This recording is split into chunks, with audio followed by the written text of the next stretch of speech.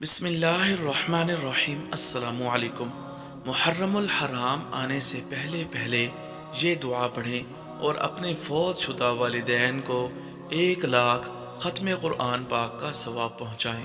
مبارک اور جامع کلمات یہ ہیں: بسم اللہ الرحمن الرحیم، حسبی اللہ، شہد اللہ، سمع اللہ، سبحان اللہ، ما شاء اللہ، تبارک اللہ، قل هو اللہ، لا الہ الا اللہ، محمد الرسول اللہ۔